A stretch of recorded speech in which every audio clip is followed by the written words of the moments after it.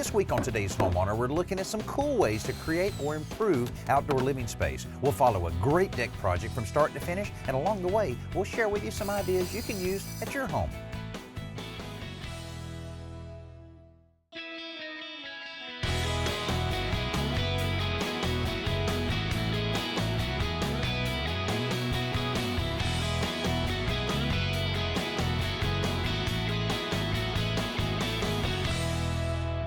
People just love their outdoor living areas, and we're building more of them now than we ever have before. And there's a lot of different options that'll allow you to really enjoy your backyard. Here's one. This is an aluminum framed screened enclosure and has a traditional roof over it. And this was built at the same time the house was built, and the homeowners just love it. And this is a good way to keep those pets or children from falling out of a screen porch, is to have a little handrail section behind it, and the aluminum makes it very low maintenance. Now, the homeowners love this space, but they really want a more open, a little bit larger area, and we're going to take care of that by building a large wood deck right here. Now, it's going to be a fairly large one, 17 feet wide, and it'll extend out about 24 feet.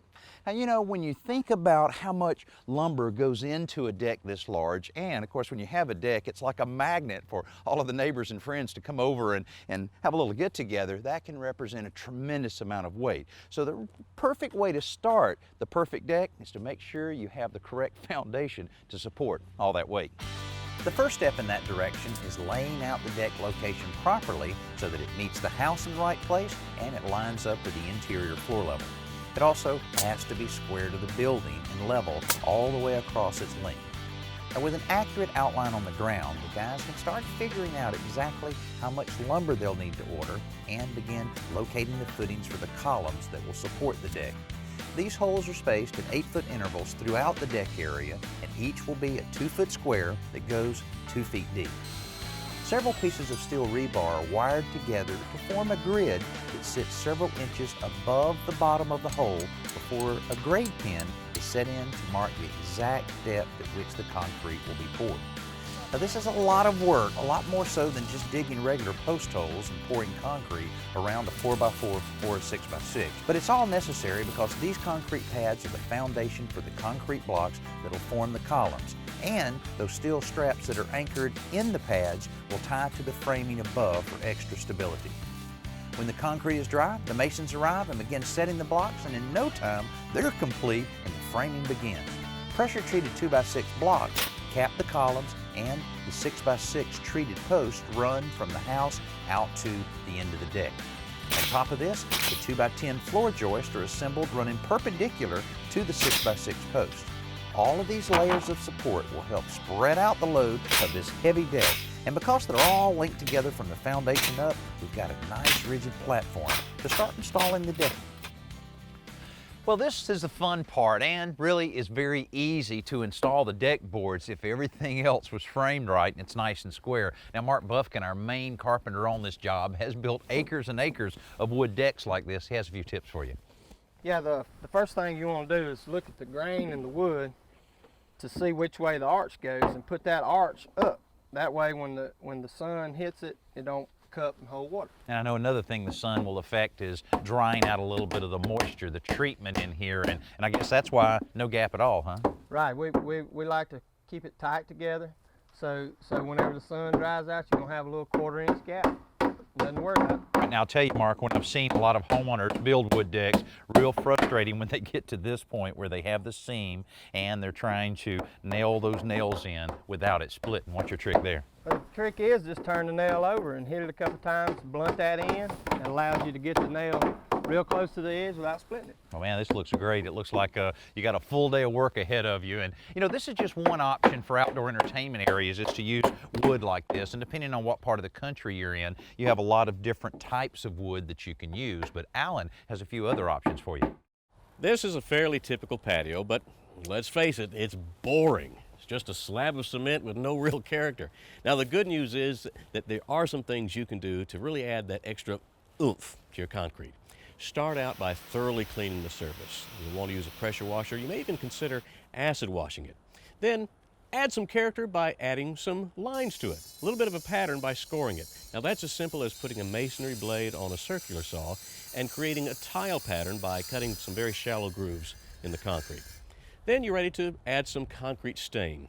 Now, these stains come in several different colors so you can match or complement your surrounding exterior surfaces. You could also add a concrete paint instead. Now, let me give you an opinion here. Concrete paint's good because it will actually cover your blemishes better. However, I think you'll be happier by putting a stain on a patio surface simply because it's going to be a lot more durable. Now, what if you don't have a patio, would like to create one? Well, you want to do that without the hassle of putting in form boards, pouring concrete. How about some concrete pavers, brick pavers, even flagstones? Listen, we're going to check in with Danny on the progress of the deck in just a minute, but first, let's see what advice Joe has for us in this week's Simple Solution. If you've ever tried replacing the screen on a screen door, you know that the most difficult part by far is getting the new screen to fit nice and tight without any wrinkles. Well, here's a trick that'll solve that problem. First, set the door on a pair of sawhorses, then slip a 2x2 under each end and clamp it in the middle to create a bow. So we'll clamp on that end, and then over here. Now with the door clamped in place, we're ready to put in the new screen. Use the splining tool to roll the spline into the groove securing one end of the screen. Then unroll the screen across the door, pull it snug, then use the splining tool and another length of spline to secure the opposite end of the screen. Okay, now I can release the clamps, and the door will spring back, straighten out, and pull out most of the wrinkles. Now these final few wrinkles will get removed when you straighten out the screen and put in the long spline along the sides of the door. Now once that's done, all you need to do is come back with your utility knife and very carefully trim away the excess screen. Well, we're back out on our deck project where we're building a fairly large deck with half of it covered with this roof structure they're just getting started on.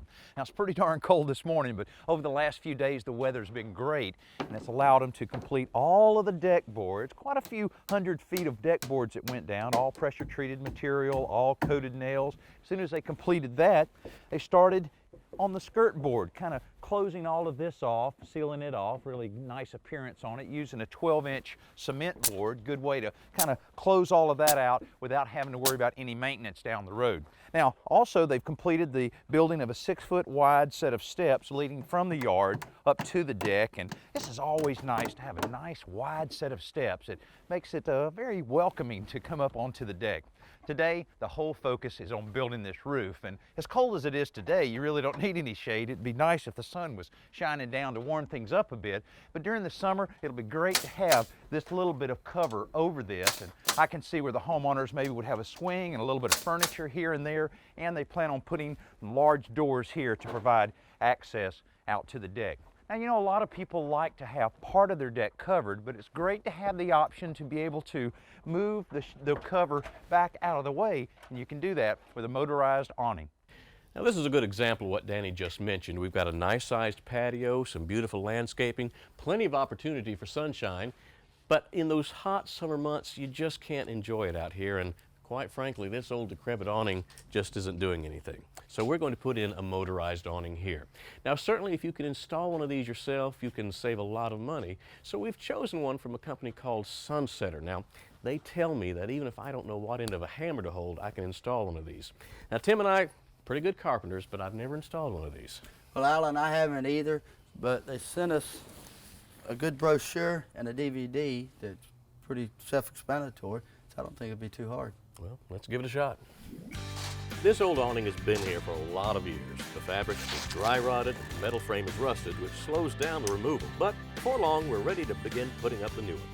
We start with a chalk line pulled level along the space where the awning will be attached, and then we measure out the locations along this line where the support brackets will be mounted. Now, I found it helpful to dry fit them to the awning on the ground just to be sure I understood the orientation. With a torpedo level, Tim makes sure that each bracket is perfectly vertical before beginning to drill the anchor holes. This is where it slows down a bit for us because we're drilling a large hole in solid brick so we can set lead anchors for the bolts that secure the brackets. In most applications, this would be a smaller pilot hole drilled into wood to accommodate a lag bolt. When all the brackets are bolted on, we're ready for the awning. And this is definitely a two-man job because this thing has a little heft to it, but it slides into position easily and stays there with the help of a single bolt through the front of each bracket. Then it's just a matter of plugging it in and testing it out. The fabric on this awning has no seams, and it's coated on both sides so it's durable, and it also blocks out 99.9% of the sun's UV rays. Well, they were right. It only took us about 2.5 hours to install this, and the only reason it took that long is because we were drilling into solid brick. Now you can see how easy this is to operate, which is why a motorized awning really makes a lot of sense for some people because it's so user-friendly. Now this awning comes out a full 10 feet, and if you notice anything peculiar about this, there are no vertical supports. Pretty cool, huh? I guarantee you the homeowners will get a lot of use out of this awning. While Alan and Tim were putting up that motorized awning, the brick masons were back out on a deck project to wrap the block columns with bricks to match the rest of the house. And our crew made a lot of headway towards completing the permanent roof structure we're building here. As you might imagine, cutting the proper angles on all of these rafters and nailing them in place takes a lot more time than the work Alan and Tim were doing, not to mention connecting it all to the existing roof of the house. So while these guys keep plugging away, why don't you check out this week's best new product with Emily. I'm convinced that your patio or porch isn't complete unless it includes some means of cooking. A charcoal grill is the most popular cooker to have outside, but take a look at this new grill. This is the Orion cooker, and it actually combines 3 cooking processes simultaneously: convection, steam, and smoke. That means you get moist, tender meat in a fraction of the time it takes in traditional outdoor cookers. Here's the reason. You've got 2 different charcoal rings, one here on top and the other just below the enclosed meat chamber. Since the meat is completely enclosed, there are no flame-ups, carcinogens, or taste detractors. The Orion cooker uses regular charcoal, and you can also add flavored wood like hickory or mesquite. It doesn't use cooking oil, so it's healthier and a lot safer than a turkey fryer. And check out how fast it is. You can cook a 20-pound turkey in about 2 hours, or 6 racks of baby back ribs in 1 hour and 15 minutes. The suggested retail price for the Orion cooker is under $150, and for that little bit of money, you could easily become the barbecue king or queen of your block. When the weather warms up, these homeowners will be ready for some fun. The deck project that we've been working on over the last few weeks is about a week away from being completed. Now, since we were here last, we've completed almost all of the handrails, and it's so important when you're building handrails on a deck that you build them very secure and make sure they adhere to any local building codes. Now, the building codes will tell you how tall you need to build your rail and how far apart your spindles need to be. Very important that they be done right. But you can use your imagination and create almost any kind of design you want. This one's fairly traditional, but one of the things we did that I like a lot is put a nice wide top rail on it. That's real convenient when you have a little gathering here. Now, another thing that's been completed is the wrapping of all of the columns with the fiber cement siding, and we carried that same type of maintenance-free material up on the gable area here. All of that will be painted a little bit later. Now, the area that's not covered here will be covered with vinyl soffit and a vinyl sealing material that'll match the rest of the exterior of the house. Now, I talked about the triple doors we would be putting in. You can see they're in place, and you can just imagine how much natural light that will allow to go into the house and what perfect access out to the new deck. As you can see, the brick man has a little bit of work here to tie all of that together. Once we do that and we wash the bricks very well, it'll look like those doors have been there all along. Now, you can't have a nice little entertainment area like this without a grill. And they've already purchased a brand new grill here, and you just can't have a grill in a covered area like this without adequate ventilation. So we built this little hood using the same fiber cement material, and underneath installed a very good strong grill with lights, or a vent hood rather, so that we can exhaust all of that smoke out of here, because you can really make a mess of a ceiling no matter what kind of ceiling it is. You know, I can't remember almost any remodeling project that we did without a few changes along the way, especially changes that the homeowners planned on all along. They decided to do them a little quicker. Here's a good example of it. They had planned on tying their existing back porch into the new deck all along. They planned on doing that a little bit later, but once they saw how everything was developing, they decided this was a good time. So before we installed this handrail section, they decided to let us go ahead and extend it. It even has a nice little deck section on the other side, so there's plenty of entertainment area here. Next, they're completing all of the handrails and a new set of stairs that'll go right off the door on that side. But before he can do that, Mark has to trim the excess length from the deck boards on the outer edge. You know, cutting them all at once like this creates a nice clean line along the edge of the deck. And while Mark begins laying out the stairs, the rest of his crew wades into putting together all the handrails for this new addition to the deck. By putting them together in sections down on the deck, they can really speed up the process because they only have to use just a few nails to secure the whole unit to the post. Now the post at the base of the stairs will support the handrails as well, but they also anchor the stairs since there's no landing here to nail them to. There's an awful lot of repetitive work to a set of stairs this large, but these guys have to stay focused because a mistake here would not only be very obvious, it could also cause a nasty fall. Because of all the angles involved, it's usually easier to build stair handrails in place.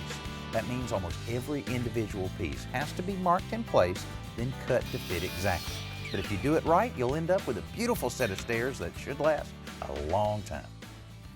Another thing we've completed on this deck to give it that finishing touch, all of the underskirting, and we've used a checkerboard style lattice instead of the traditional diagonal lattice. This is really my favorite kind. You have your strips running vertically and horizontally, and you'll see right behind it an important aspect of it, landscape fabric that prevents people from seeing under the deck, which is never a pretty sight, but this also allows air to continue circulating under the deck, which will minimize any moisture accumulation, which can really be detrimental to the life of a deck. And when we come back, we'll show you how we got to this point on this deck. But first, here's a question from you.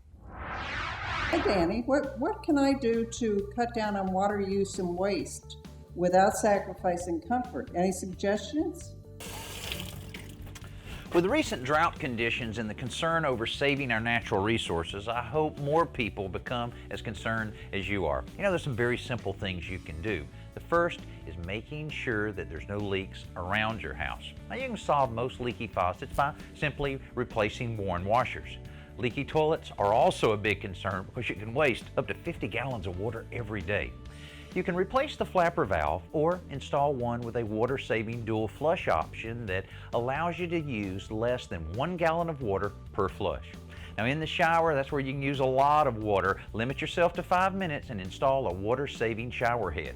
The newer models aren't like the old days. You really can get a good shower and still use less water. By doing just a few of these simple things, you can save a lot of water, put cash back in your pocket, and feel pretty darn good about doing something good for the environment.